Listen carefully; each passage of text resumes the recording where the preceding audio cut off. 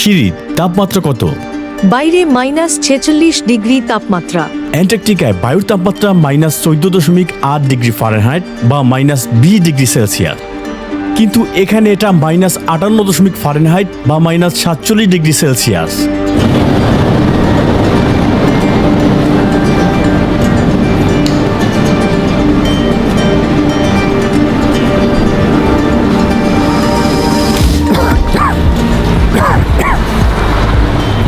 আমাদের ফুসফুস এতে অভ্যস্ত নয়, তাই আমাদের কাশি পাচ্ছে। এখানকার আবহাওয়া খুবই ঠান্ডা এবং শুষ্ক। এখানে বিশাল জনসংখ্যা বাস করে, প্রায় 3 লক্ষ বাসিন্দা। ইয়াকুটস্ক হল শাখা প্রজাতন্ত্রের রাজধানী, রাশিয়ার একটি স্বায়ত্তশাসিত অঞ্চল। উত্তর মেরু থেকে 280 মাইল দূরে অবস্থিত। এই স্থানটি সাইবেরিয়ার সবচেয়ে উত্তর পূর্ব বিন্দুতে অবস্থিত, তাই এটি বিশ্বের বাকি অংশ থেকে অনেকটাই বিচ্ছিন্ন।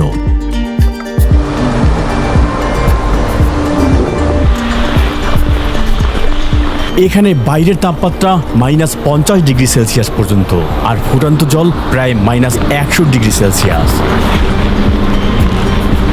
আপনি দেখতে পাচ্ছেন এটি সাথে সাথেই বরফে পরিণত হচ্ছে। এই অঞ্চলের সর্বনিম্ন বায়ুর তাপমাত্রা -71.2 ডিগ্রি সেলসিয়াস। এখানে আসলে আপনার মনে হবে আপনি যেন পৃথিবীতে নয়, ভিন্ন কোনো গ্রহে অবস্থান করছেন। বাইরে রেখে যাওয়া একটি কলা কয়েক মিনিটের মধ্যেই হাতুড়িতে পরিণত হয়ে যায়। লোকেরা এখানে ধাতব ফ্রেমের চশমা পরতে পারে না, কারণ ধাতু তাদের ত্বকে লেগে যেতে পারে এবং তারা যদি তাদের চশমা খুলে ফেলে তাহলে মাংস ছিঁড়ে যেতে পারে। এটি একটি মাংসের টুকরো, যা দেখতে অনেকটা মানুষের মাংসের মতোই। এটিকে ধাতুর সঙ্গে লাগানো যাক।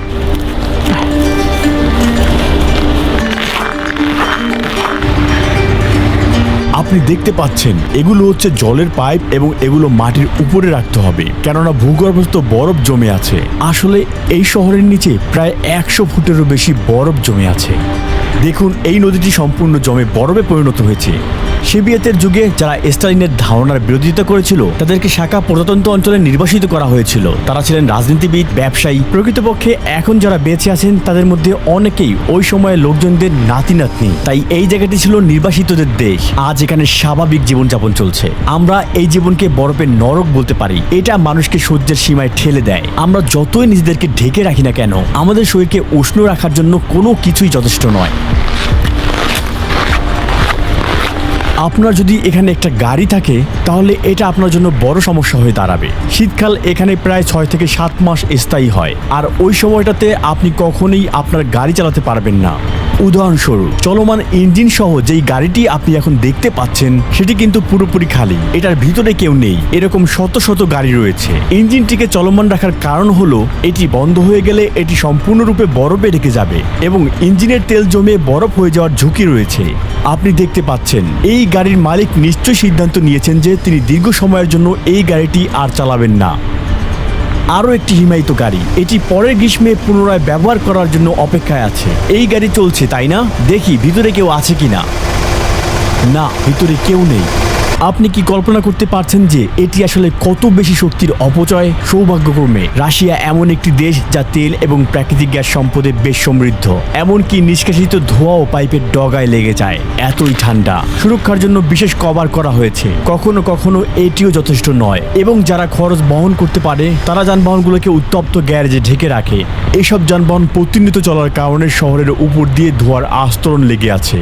ধোঁয়ার কারণে দৃশ্যমান পরিসীমা প্রায় 60.96 মিটারের নিচে থাকে। এখানকার বাড়িগুলো সম্পূর্ণ ভিন্নভাবে নির্মাণ করা হয়েছে। দালানগুলো স্তম্ভের উপর নির্মিত হওয়ার কারণ হলো মাটি বরফে ঢাকা, এবং ভবিষ্যতে এই বরফ সরে যাওয়ার অনেকটা সম্ভাবনা রয়েছে। পুরো বাড়িগুলো 1 দশক বা তারপরে ঝুঁকে পড়তে শুরু করে, কারণ ওই সময়ে বরফের হার বাড়ে বা কমে।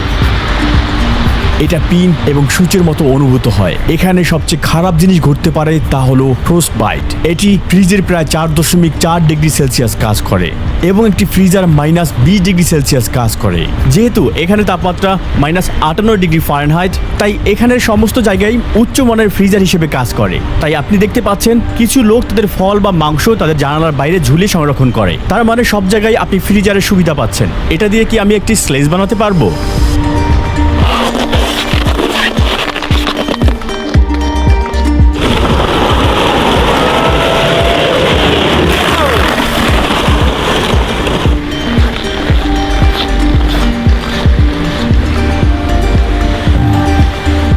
ভিডিও করার জন্য আমি জাস্ট গ্লোবটি খুলেছিলাম। এখন হাতে মারাত্মকভাবে ব্যথা করছে। আমার চোখের পাতার উপরে বরফ পড়েছে, তাই বরফ ভাঙার চেষ্টা করছি।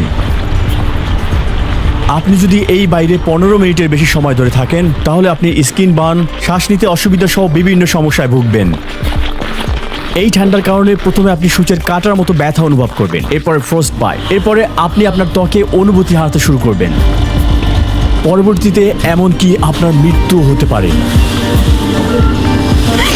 সে ভিডিও করার জন্য তার হাত থেকে মাত্র 5 মিনিটের জন্য গ্লোভস খুলে ফেলেছিল। এখন তার হাতের আঙ্গুলগুলো সাদা হয়ে গিয়েছে। আমাদের মাইক্রোফোনটি বিপদ সংকেত দিচ্ছে, এটা এখন ঠিকভাবে কাজ করছে না, এবং আমাদের ক্যামেরাটাও ঠিকভাবে কাজ করছে না। এটা বরফে শক্ত হয়ে গিয়েছে। মোবাইলটাও এখন কাজ করছে না। কয়েক সেকেন্ড আগেও তার মোবাইলের ব্যাটারিতে 10% চার্জ ছিল, মুহূর্তেই সব চার্জ শেষ হয়ে যায়, এখন মাত্র 4%। আপনারা আমার পিছনে একটি কবরস্থান দেখতে পাচ্ছেন। আমার জুতার নিচে বরফের পুরুত্ব প্রায় 100 ফুট। আপনি শুনে অবাক হবেন, শহরের নিচে থাকা এই বরফ গ্রীষ্মকালেও গলে না।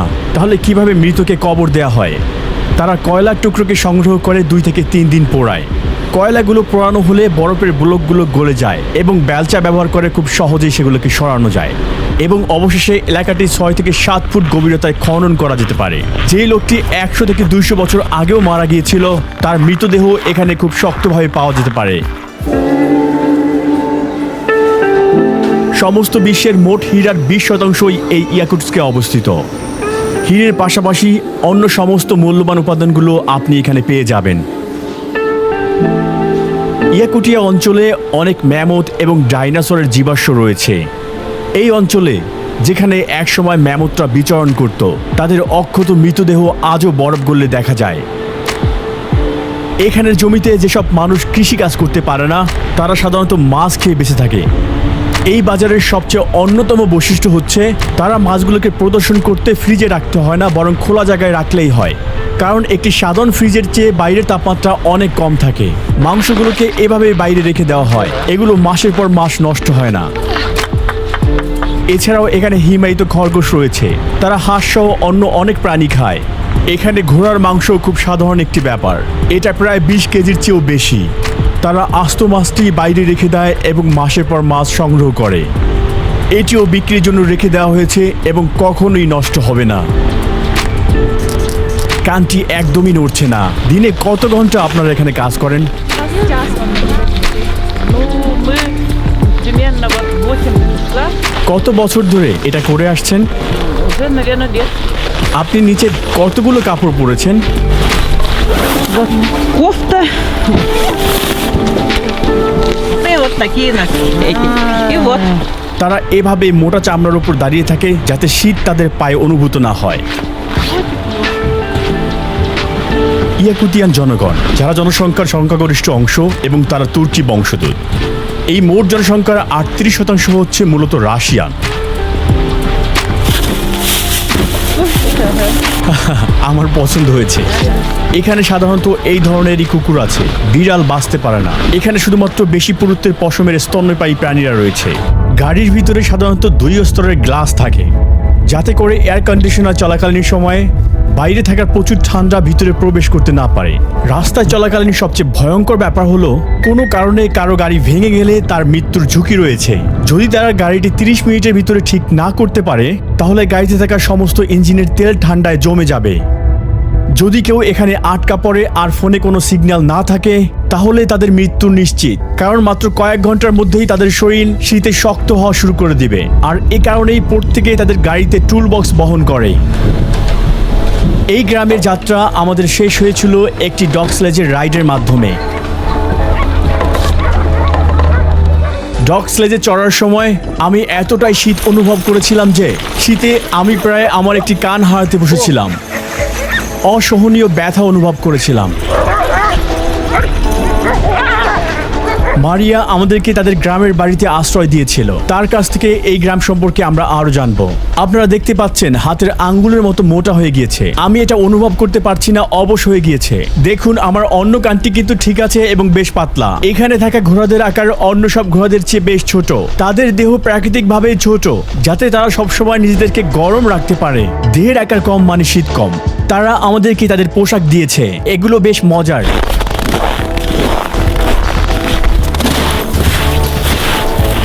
আপনি এই জমে থাকা একটি নৌকা দেখেই বুঝতে পারবেন আমরা বর্তমানে একটি হ্রদের উপর দিয়ে হাঁটছি।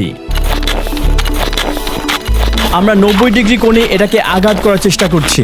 আমরা এখানে 20 থেকে 25 ইঞ্চি ব্যাসের গর্ত করার জন্য ড্রিল করছি, যাতে করে গরু তাদের পানি চাহিদা মেটাতে পারে। আমরা প্রতিনিয়ত ভাঙা বরফ অপসারণ করছি। আপনি কি বলতে পারেন এখানে আবার আগের মতো বরফ জমতে ঠিক কতটা সময় লাগতে পারে? 1 ঘন্টার মতো। শীতকালে এই গ্রামে গরু সহ অন্যান্য গবাদি পশু গোয়াল ঘরে রাখা হয়।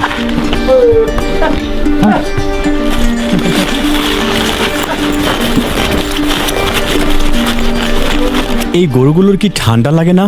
অবশ্যই তাদের করে, এ কারণেই তারা কখনো বেশি সময় বাইরে কাটায় না।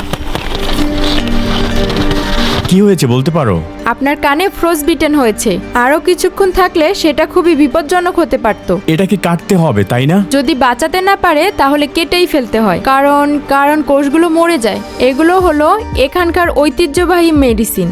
এগুলো ভাল্লুকের চর্বি দিয়ে তৈরি। এটা ভাল্লুক? আমার বাবা সংগ্রহ করেছিল জঙ্গল থেকে। এটা আপনার কানের জন্য খুবই উপকারী হবে। এছাড়াও অনেক উপকারিতা রয়েছে। আপনি পিছন থেকে দেখলে স্পষ্ট দেখতে পাবেন এটি মারাত্মকভাবে ফুলে আছে। এটাকে বলে ফ্রস্ট বাইট। আমি যদি 15 মিনিটের বেশি সময় ধরে ঠান্ডায় থাকতাম তাহলে আমি মারাত্মক ঝুঁকিতে পড়তাম। আসলে প্রকৃতির সাথে কোনো রসিকতা নেই, যে কোনো সময় বিপদ ডেকে আনবে। আপনার দেখা এখানের সবচেয়ে ঠান্ডা তাপমাত্রা কত ছিল? এটা ছিল -71 ডিগ্রি সেলসিয়াস।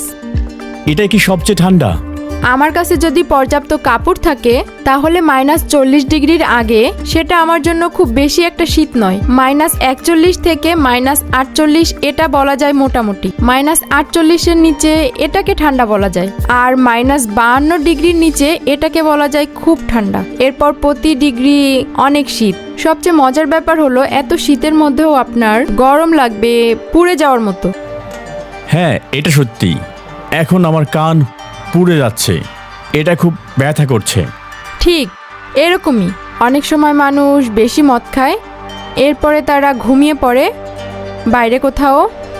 একদিন বাইরে কিছু লোক ঘুরতে গিয়েছিল, কিন্তু তাদের কাছে যথেষ্ট পোশাক ছিল না। এরপরে তারা জঙ্গলের দিকে গেল, এমনকি তাদের গাড়িটি ভেঙে গিয়েছিল। নেটওয়ার্ক না থাকায় তারা কাউকে কলও করতে পারেনি। এভাবেই সব শেষ হয়ে যায়। এটা ছিল একটা মর্মান্তিক ঘটনা।